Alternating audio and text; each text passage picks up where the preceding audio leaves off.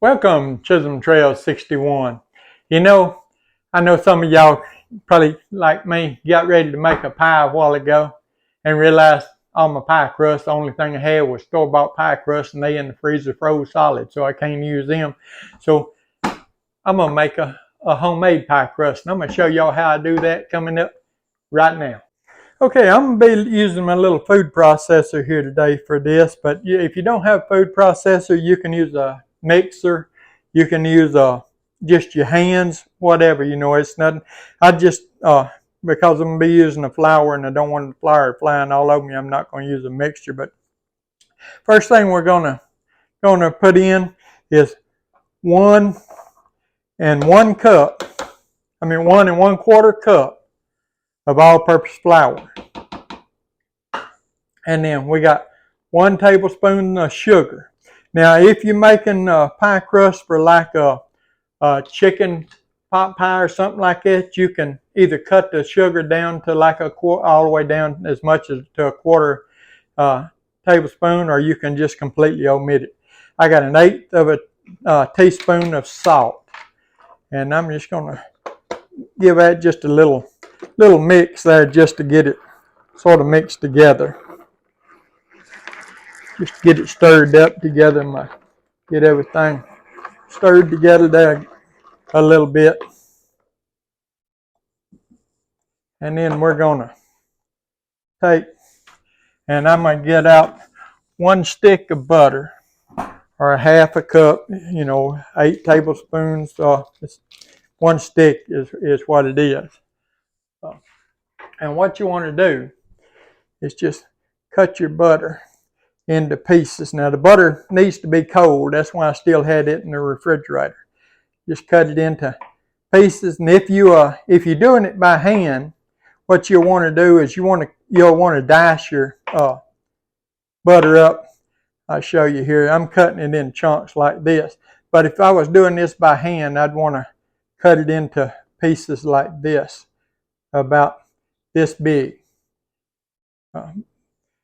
And then we're just going to put our butter in. We're just going to put it around.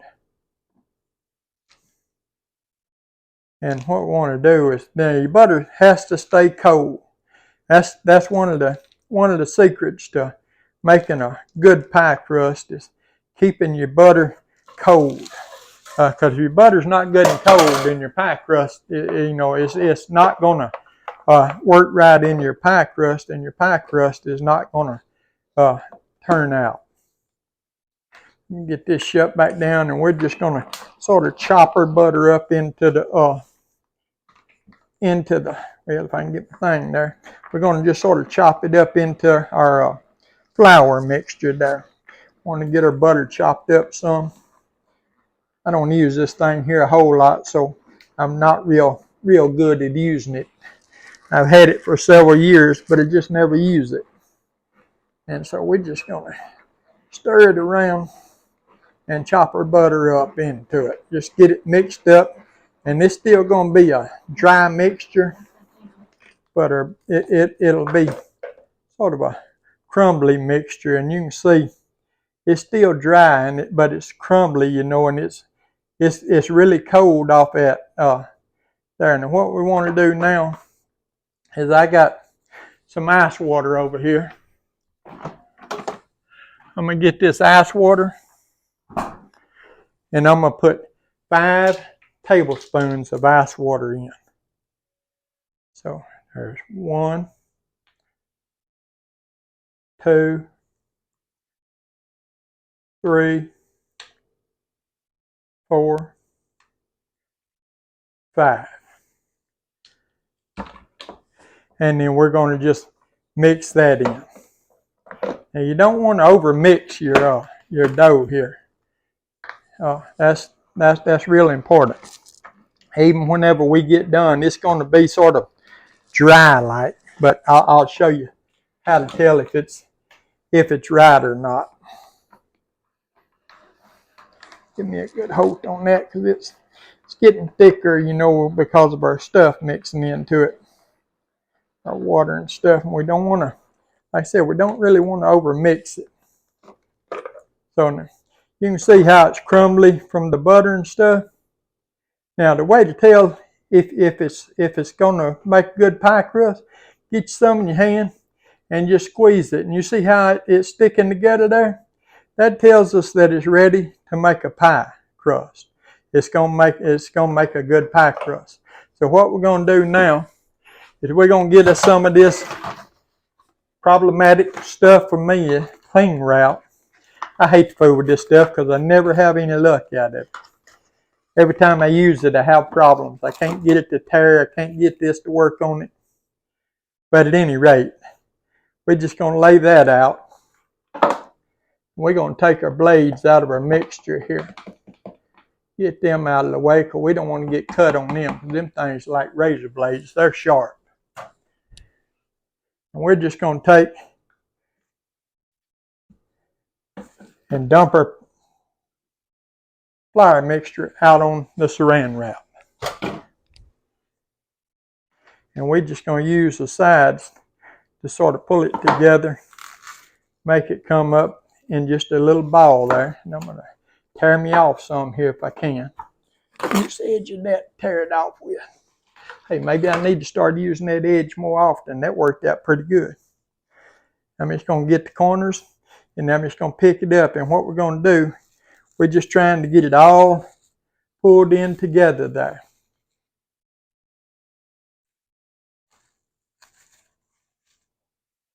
And once we get it all picked up and pulled in together there, we're just going to twist it up. And then we're just going to squeeze it and sort of flatten it out some. And that's our pie crust right there. Now what we got to do, we got to put this in the refrigerator for about at least 20 minutes. I'll probably leave it about 30 minutes. But we just put it in the refrigerator for about 20 minutes.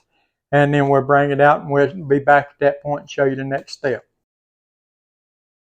Okay, we got our pie shell out of the refrigerator and we're just rolling it out here. We want to just try to roll it out till we get it the size of our pie plate there. What we're going to do, we roll it a few times and then we want to turn it about a quarter of a turn.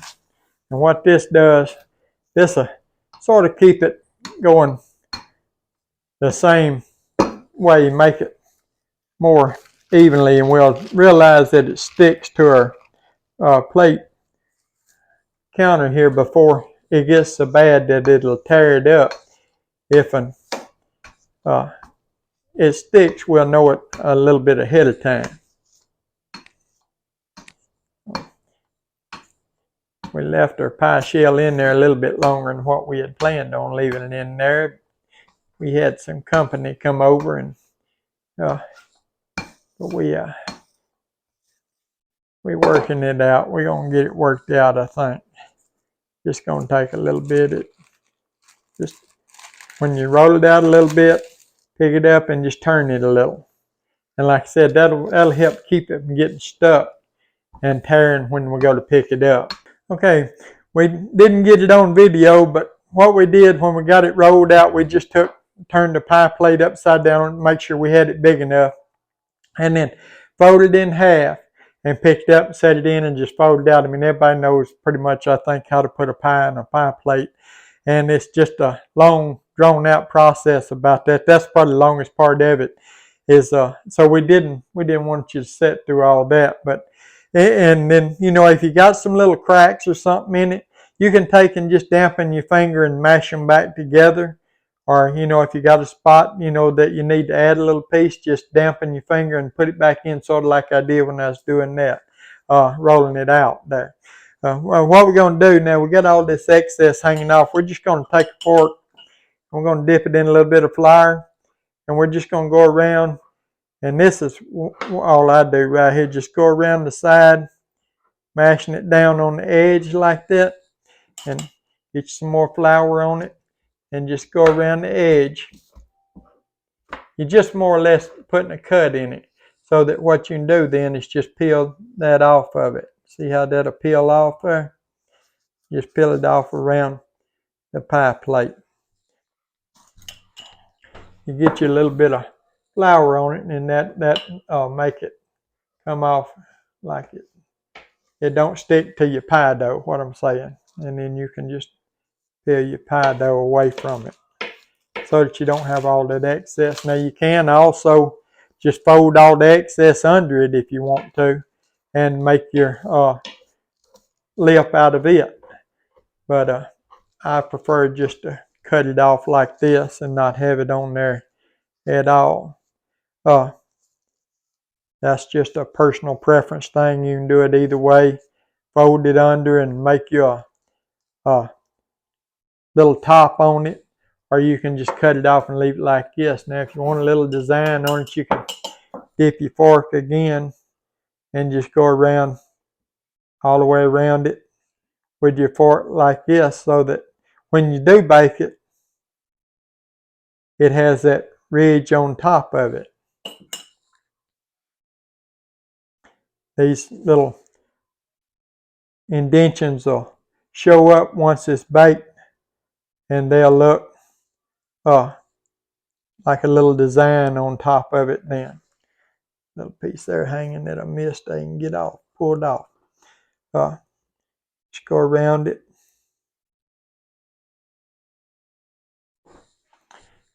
Just go all the way around your pie plate like that. Put you just a little design in it.